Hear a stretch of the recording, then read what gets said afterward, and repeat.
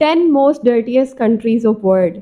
आज के समय में जब हम अपने घर में बैठे होते हैं या अपने किसी काम से आसपास में रहते हैं, तब हम काफ़ी आरामदायक और सुरक्षित महसूस करते हैं। ये इसलिए है क्योंकि आपका हमारा इलाका काफ़ी सुरक्षित है।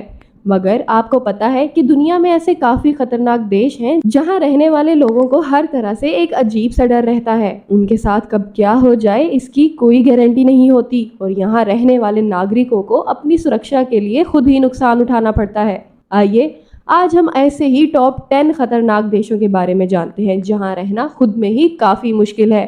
10 most dangerous countries in the world. Number 1, north Korea. इस देश में रहना खुद आग से खेलने जैसा ही है। कोई अपने सपने में भी इस देश में जाना पसंद नहीं करेगा। इस देश को सालों से नॉर्थ कोरियन तानाशाहों द्वारा चलाया जाता है।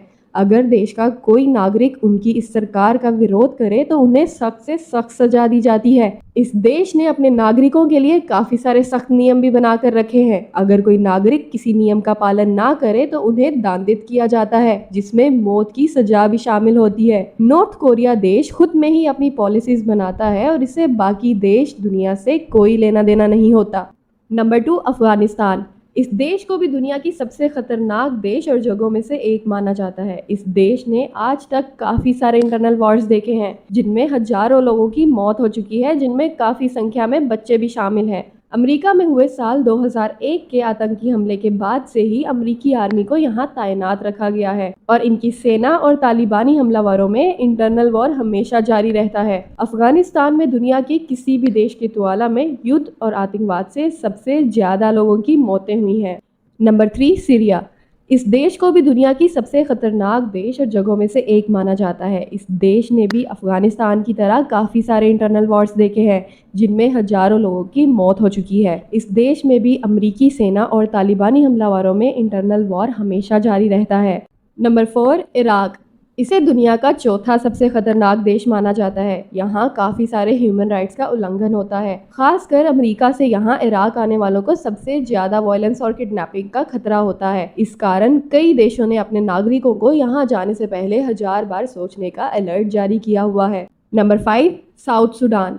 साउथ सूडान को भी सबसे खतरनाक देश की लिस्ट में शामिल किया जाता है। काफ़ी ज़्यादा सिविल क्राइम रेट के कारण ये देश काफ़ी बदनाम है। यहाँ पर डकैती, हमले, कारजैकिंग, हत्या और अपहरण खुलेआम किए जाते हैं, जिनके कारण यहाँ रहने वालों की ज़िंदगी काफ़ी बदहाल बनी रहती है।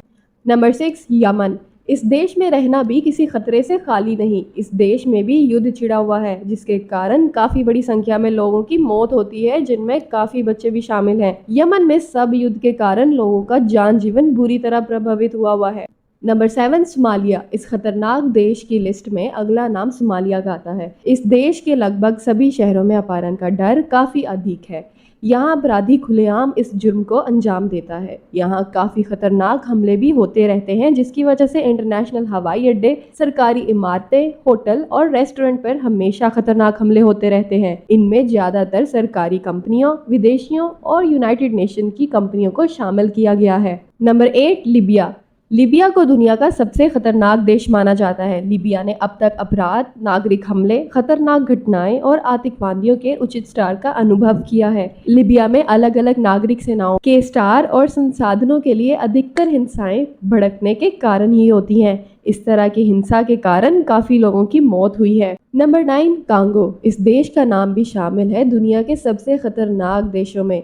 इस देश में कुछ साल पहले ही एक खतरनाक महामारी से लगभग 2200 लोगों की जान चली गई थी। कांगो में होने वाली हिंसा के कारण मरीजों की देखभाल करना भी स्वास्थ्य कर्मचारियों के लिए काफ़ी मुश्किल था, जिसके कारण उनकी कार्य करने की क्षमता कम हो गई थी। नंबर 10, मध्य अफ्रीकी गणराज्य। इस देश को भी रहने के लिए काफ़ी खतरनाक देश माना जाता है। 6 लाख से अधिक लोगों को आंतरिक रूप में पलायन करना पड़ा और लगभग 8 लाख लोगों को अपने देश को पलायन के रूप में पड़ोसी देश में जाना पड़ा। इन सब के अलावा देश भर में हिंसा और मुसलमानों का होना भी काफ़ी आम बात है, जिस कारण वहाँ के लोगों का जीवन काफ़ी मुश्किल है।